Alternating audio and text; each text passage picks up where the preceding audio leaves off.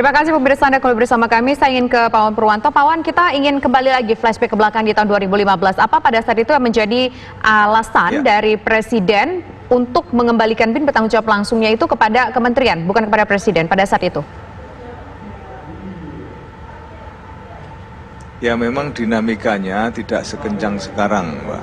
Dinamikanya ancaman itu dulu masih dibilang tidak separah ya sekarang ini, dan pergerakan baik Ipolexos Budankam tidak separah sekarang. Kalau dulu masih bisa terukur lebih soft, dan kalaupun ada gerakan-gerakan ataupun ofensif yang mengganggu ataupun memberikan suatu dampak yang obstacle atau hambatan, HTHG memang dulu masih terukur gitu ya.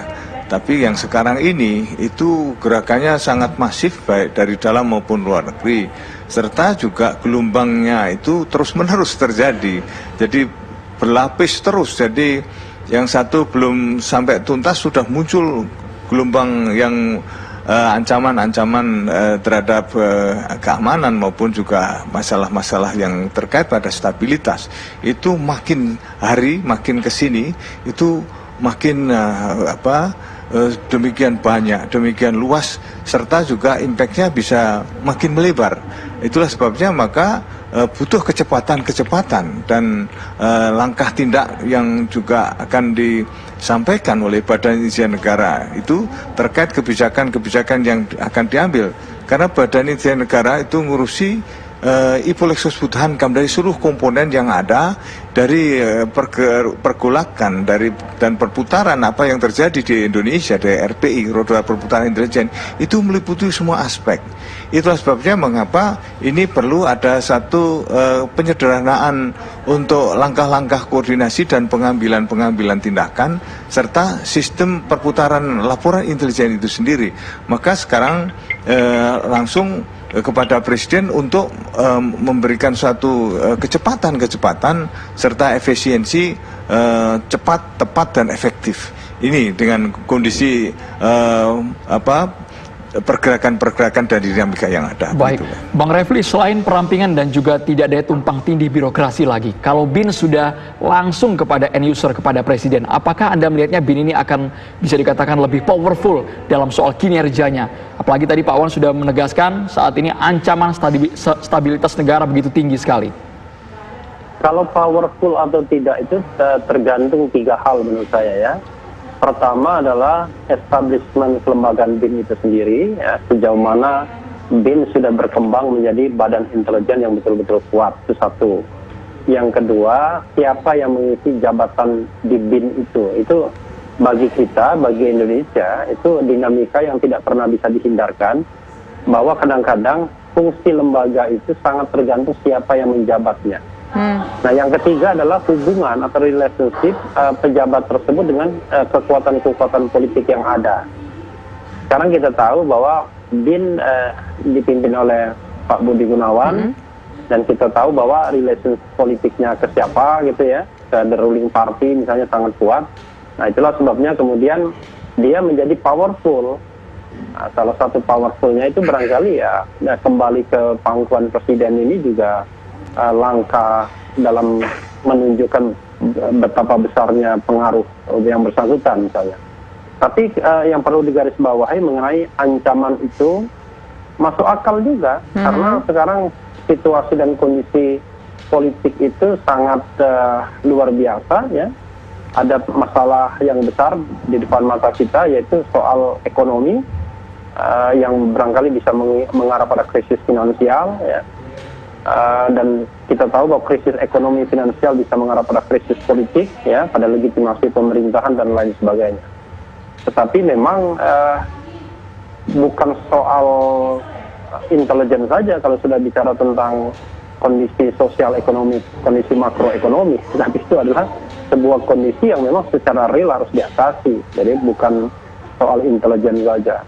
Tetapi sekali lagi saya katakan ya pasti ada tiga hal tadi yang menyebabkan kemudian BIN harus kembali kepada Presiden. Ya. Dari tiga hal yang Pak Refli sebutkan, yang mana menurut Pak Refli sudut pandang Anda yang paling menonjol? ya paling menonjol tentu orang yang mengisinya. Oke, baik, coba kita dimanapun di Indonesia ini kan kadang-kadang suatu jabatan itu tergantung orang yang mengisinya, bisa menjadi kuat atau bisa menjadi lemah, ya kan? Ya, contoh misalnya Menko Maritim, ya kan?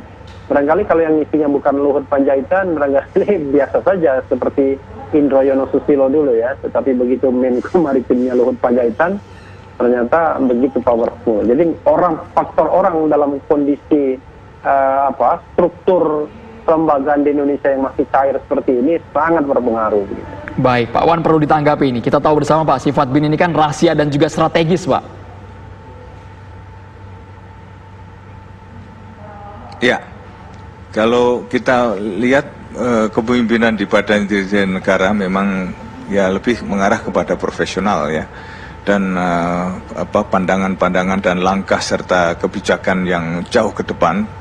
Karena selama ini juga terjadi terobosan-terobosan baru yang dilakukan ya, dan dilakukan langkah-langkah kuda untuk bisa menanggulangi berbagai persoalan yang ada. Memang seperti saya bilang di depan bahwa dinamikanya demikian rumit ya, demikian luas dan sangat tinggi, sehingga ini perlu ada suatu langkah-langkah baru yang lebih energik, lebih merupakan suatu hal yang menerobos dari persoalan-persoalan yang linear, yang biasa, seperti juga disampaikan oleh Presiden bahwa kita ini juga harus melakukan langkah-langkah yang tidak linear, tapi melakukan upaya-upaya bagaimana bisa menelisik lebih jauh dan memberikan suatu dampak terukur yang akhirnya bisa mengentaskan semua persoalan ini dalam tempo yang bisa lebih cepat daripada hal-hal yang biasanya. Dan oleh karenanya maka siapapun yang duduk di sebagai kepala BIN adalah orang-orang yang memang harus mumpuni dan terpercaya dan juga punya loyalitas dan pemikiran untuk bagaimana mengentaskan dan menyelamatkan bangsa ini, karena kita tahu tugas Badan Intelijen Negara adalah melindungi segenap bangsa dan seluruh tumpah darah dan menjaga keselamatan rakyat. Jadi tidak boleh ada sesuatu compang-camping di sana sini. Itu cepat kita harus tanggap dan negara harus hadir. Maka kebutuhan untuk kecepatan itulah maka Presiden mengembalikan seperti semula, di mana dulu kita direct itu untuk bisa memberikan suatu solusi-solusi dan langkah, bukan hanya informasi tapi solusi. Ini kita semua sudah tahu informasi seperti ini, mau diapakan informasi itu. Langkah cepat inilah yang diperlukan, maka kepemimpinan di dalam Badan Intelijen Negara harus betul-betul mampu mengejawantahkan dari semuanya itu, dan semuanya ini perlu satu seperti saya bilang tadi, langkah kuda. Baik. Untuk tidak linier seperti pesan dan permintaan dari Presiden. Oke, baik, terima kasih Pak Wawan Purwanto dan juga Pak Refli Harun atas waktunya bersama kami di program Kabar Petang. Selamat sore Bapak-Bapak. Sore.